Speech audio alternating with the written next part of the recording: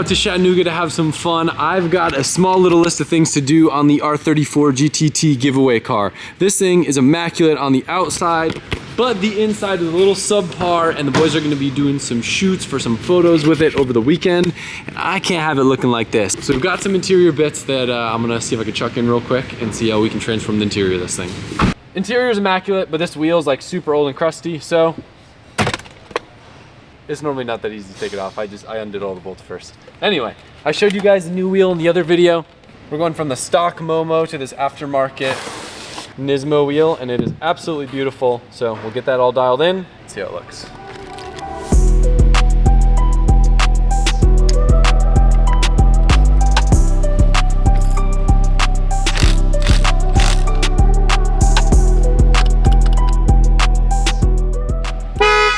Bro, I got a working horn. First time ever. Yo, that's the first time I've ever had a working horn.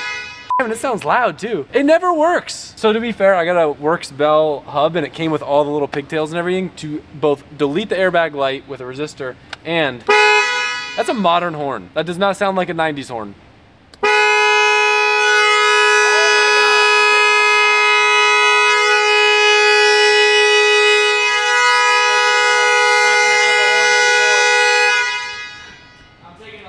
Hey, can you disconnect the battery for me? Yeah, I got it. You don't actually need to, that was just a joke. You made the horn work, you hear? Oh man, it's not an air chassis, that's why. If you think that I should put this on here, you can comment below. This is like, you know, oh, they unhooked the battery on me, so I can't show it anymore.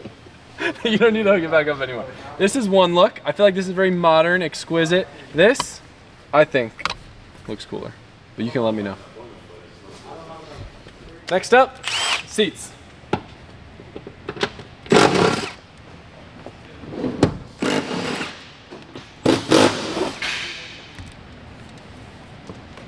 Oh, Japanese pills. Who wants to take one? Should I do a translate app and see what they are? Today's video is brought to you by Factor. Factor delivers fresh, never frozen, dietitian approved meals right to your doorstep. And if you're busy like me and live in the middle of nowhere, Factor helps you avoid takeout, and you get to eat a meal designed by gourmet chefs with ingredients that help you feel your best all day long. We got a busy schedule, so the fact that these things heat up in 2 minutes and are ready to eat saves some time. If you're picky like me, you're in luck because their menus are updated weekly, and they have over 27 meal options with 33 add-ons. And if you travel a lot, Factor's flexible, so you can adjust your order size, or you can cancel for a week if you're not gonna be home. The add-ons with Factor are sweet. You can add on juices, proteins, veggies, energy bites, desserts, and more. And if you're on a plant-based or keto diet, Factor has options to accommodate for you too. Head over to factor75.com or click the link below and use the code LZEATS50 to get 50% off your first Factor box. And we'll give a massive thank you to Factor for sponsoring this video.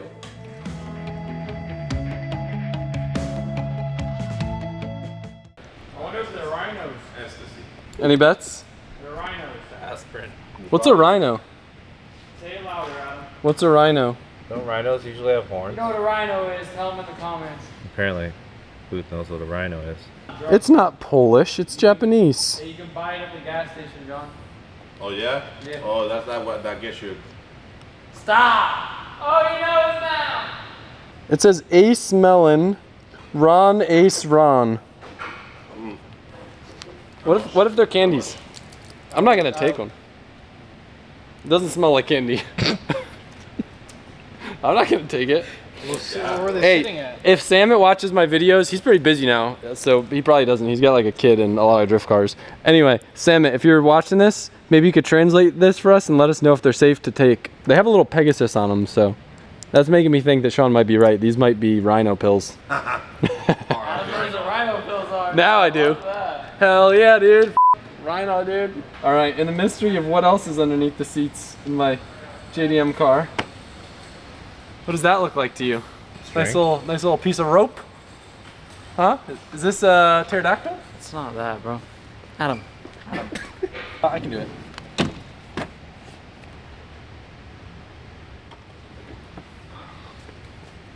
All right, now for seats, I have two very cool options for this car, and I'm gonna need your guys' help on deciding which we're gonna run with.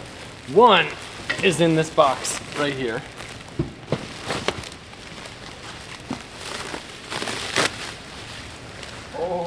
So these seats right here, these are actually reproduction late model R34 GTR seats. My buddy Mark imported some of these and I was able to snag a set off. But this is like the ultimate for OEM Plus look. Pretty much identical to the seats that came in the R34 GTRs that would have been, I think, 2000 and newer. That's why it has the black color instead of the gray like my GTR. But this is option one, and we're gonna show you guys what they look like in the car.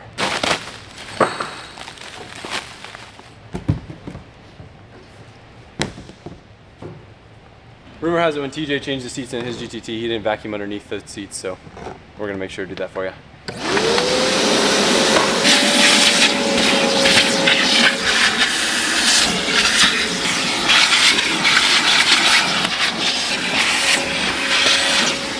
All right guys, like I said, we do have two options and I'm gonna need your help to decide which looks better. All right, so option one is now in the car, R34 GTR V-Spec 2 seats. They look pretty damn good, I'm not gonna lie. Now option two I had set aside for myself, and I feel like this might be one of those things I kicked myself for even showing you guys as an option, but I really, really wanna see these things in the car and I wanna hear what you guys think about them. What we have is a set of the limited edition HKS Bride seats. These things are insanely epic, rare, expensive. Sorry, they're not very nice. You don't want them in your build at all. But we're gonna put them in and see what they look like. It's a different style. This obviously is gonna give it a little more of like an aftermarket tuner vibe, where what it has in it right now is a little bit more of like an OE plus. But these are reclinable seats, so they're still really good for a street car, just kind of a different style. Damn. Pretty sick, right? To the next, eh? Booth approved? I like that. I love the stitching, the purple and the green. Yeah, it looks really good. I don't think I've ever seen these ever. Yeah. There's not a lot of them floating around. They seat warmers? Whoa, no way. I think that's for a heated seat. Yeah, seat warmers. Yeah. That's sick. It's a big flex. I don't know. Are we gonna wire that? I guess we have to. Because you brought it up. Hopefully they don't pick these seats so I get to keep them. Full disclosure, this is gonna be just kind of like a mock-up. I don't have the rails for these seats just yet, so we're gonna put them in the car and see what it looks like, but the other seats will be what get mounted in it for now. These, I will say, as cool as they are a little bit more snug, if you know what I mean. So depending on who wins the car, they might have a preference based on comfort, you know?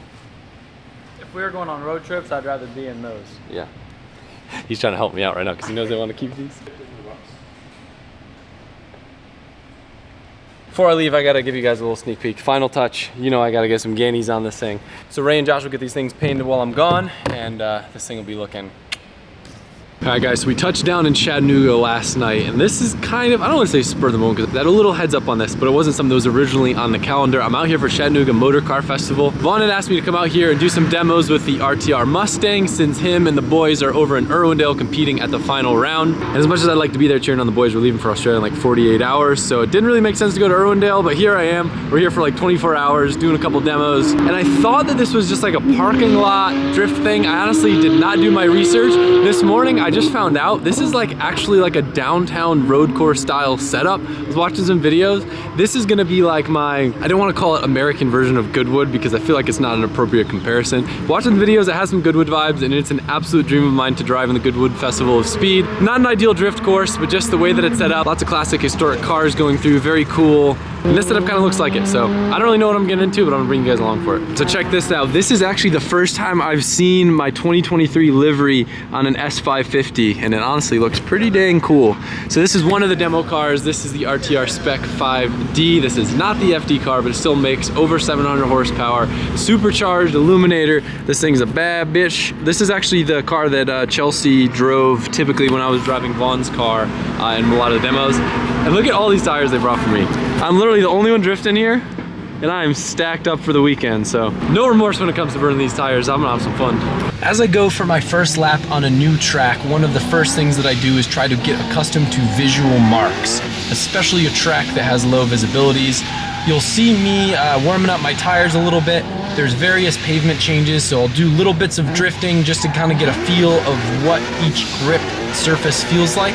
You'll see here, I'm kind of getting accustomed to the car, the way the angle kit feels. My brain is processing the gearing. I'm warming up tires, but more than anything, just kind of getting my marks down, maybe drifting a corner here and there so I can start to learn and figure out the track that I'm going to be driving for the next 2 days.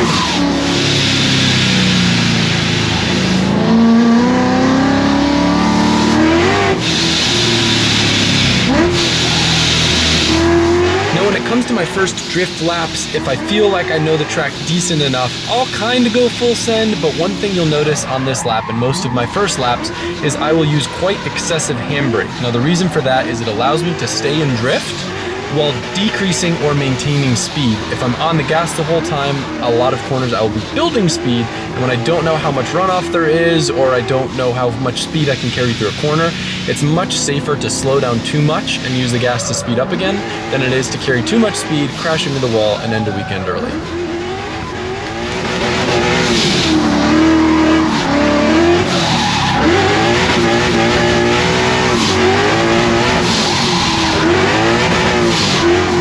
Another scenario where you'll see me using the handbrake is when I've run out of wheel speed.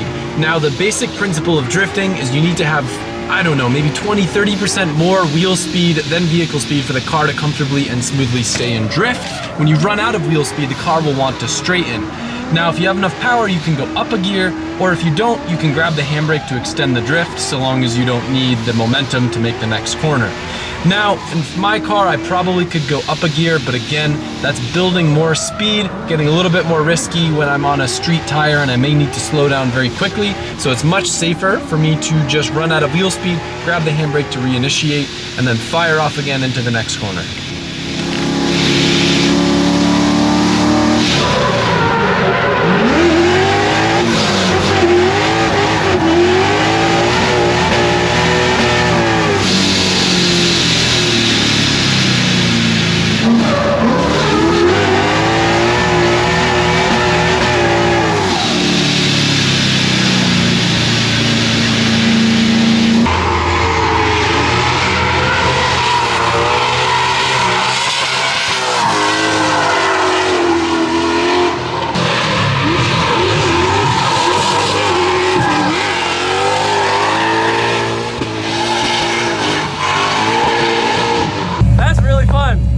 It feels really reckless. It's definitely not meant for drifting and it's really narrow, but it's like, I don't know, it just feels like, it's like my version of like feeling like I'm on Goodwood. It's just like, I'm clipping hay bales in the back and the front of the car. It's so fun. Chattanooga Wood. Chattanooga Woods.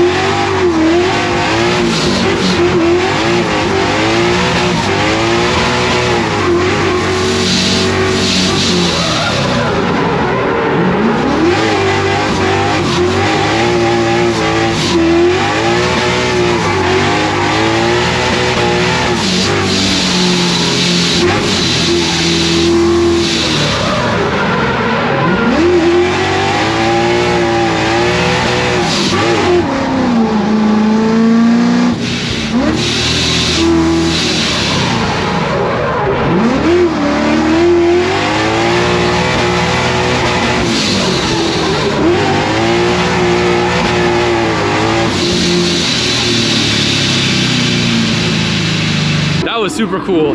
Definitely a little more narrow and sketchy than I thought. I usually don't have fun solo driving, but I had a blast. I got a couple more sessions. The car has a lot that it needs to do in terms of demos after this, so I was told to keep it clean. So if you don't see me extending some baller straights or doing nothing too crazy, that's why. But as I get a little more comfortable with it, and you know, the front end takes me a little while to get adjusted to, maybe I'll go a little more reckless.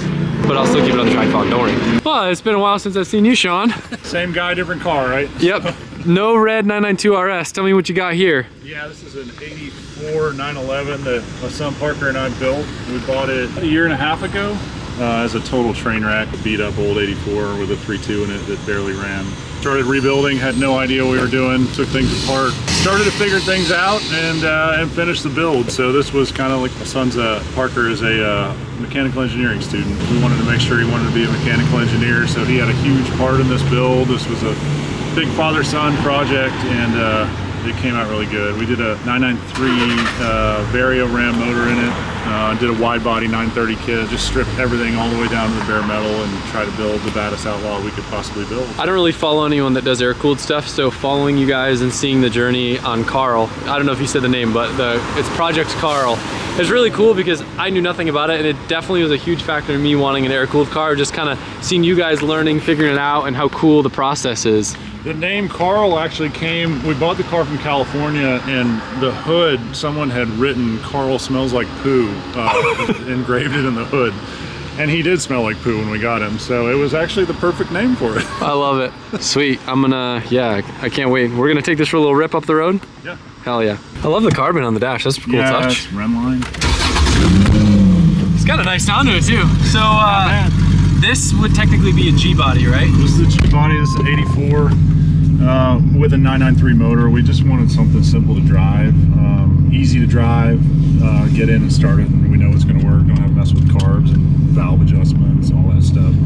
Cool suspension here. This is a tractive suspension. So what you can do is basically control front and rear compression, roll and pitch. There's a gyro under Adam's seat that will tell if the car is leaning one way or another and tighten up one side or the other. So that's kind of ridiculous for a car like that. Yeah, that's kind of, we wanted to do a little modern stuff in a G body, but still keep it retro. So numeric shifter, and you can see all the mechanics in it. It's pretty cool. I love it. Did just a simple Kenwood Bluetooth stereo in front of that.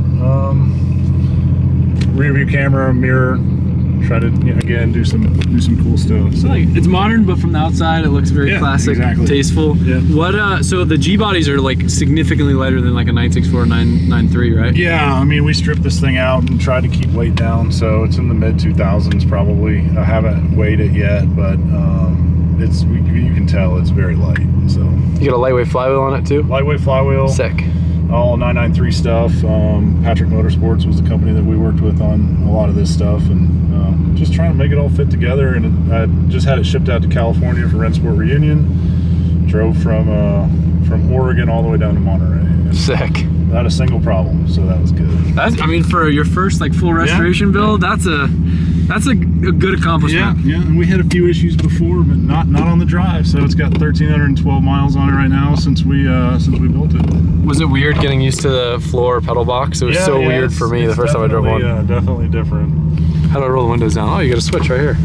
Power windows. I love it. You got a fat cam on this thing. It's chopping away. It's got a really nice note to it. It does, yeah. Even the air-cooled guys that have been doing this for a while say this is one of the best they've heard, so. Sick. Yeah. Spent a lot of time making the exhaust what it is. It's all custom. There's really no good exhaust for a 3.6 swap, so. What about, I've seen people like retrofit like a newer like 991 muffler. Does that sound good or not really? Just get some drone. Got it. Don't get this, you get those backfires in this car, you might be able to hear them on camera, but it rips.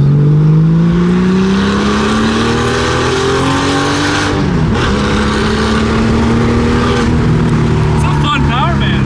Yeah, it just goes and goes. It's very around 5,000 RPMs, things really come to life, so. It sounds sick.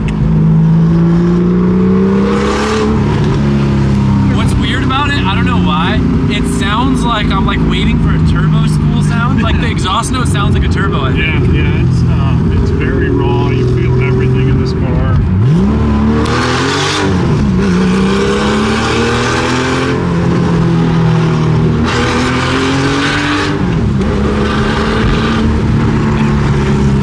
This thing's cool. Just having built it from, and I'll send Adam a couple pictures of what it looked like when we started. Nothing's more satisfying. All the GT cars, you order them and they show up, but this one's different. So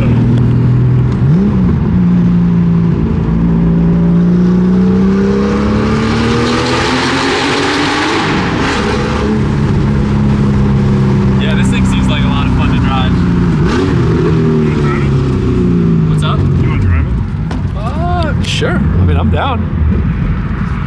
I'd love to drive it. I'm not gonna say no. No power steering? No power steering.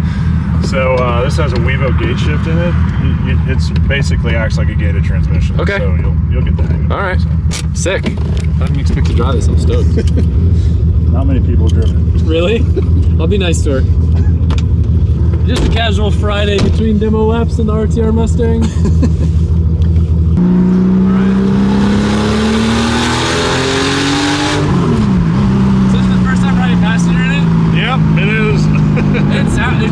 It keeps pulling. I think, is it the RS cam that like makes the power band feel so linear? Yeah, and it's tuned by Steve Weiner out in California, so I can get down with this. Is the columns tilt in this?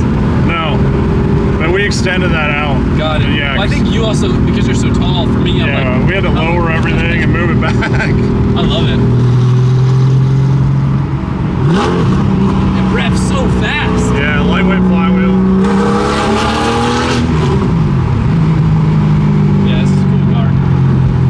Get it.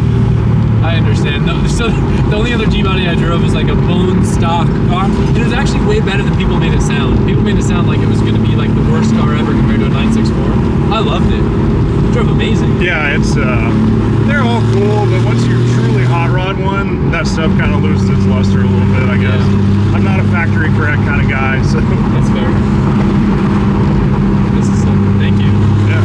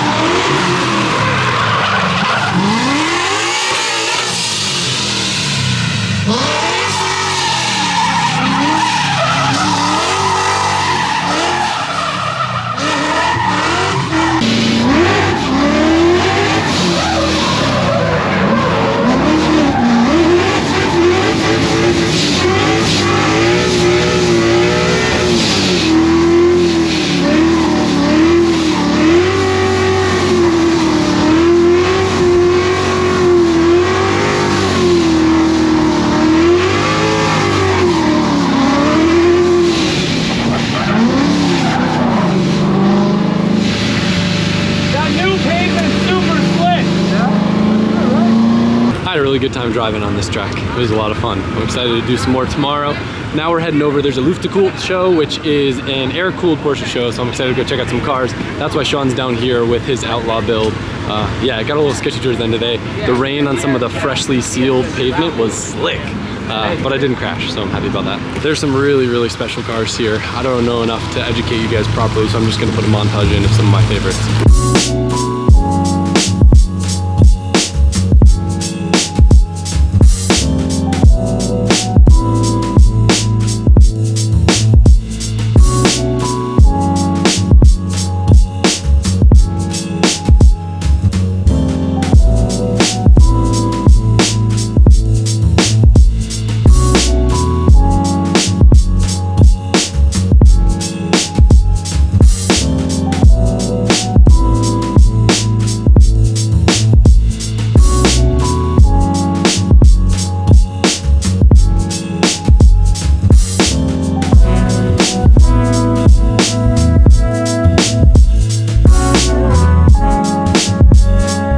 Sean, if you had to pick one car here that wasn't your own. I mean the slant nose. The slant nose? Yeah. With the green interior? I like it. It is pretty cool. It's cool, man. I love it. Interesting fact, we did find out that that white slant nose is factory green interior, factory slant nose. That's a cool car. Some more up here. Lots of cool stuff to look at. Sean was pointing out that this thing has a plate.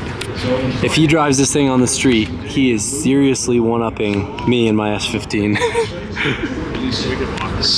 Even though I got another day of driving, I think I'm gonna wrap the video up here. Make sure to subscribe to the Drift HQ channel. They've got a pretty sick upload going up tonight with some exciting news. It may or may not be E36 related. In addition to that, if you haven't gotten entered for a chance to win the R34 yet, head over to drifthq.com or lzmfg.com, where every $5 you spend gets you entered for a chance to win, and I will see you guys soon.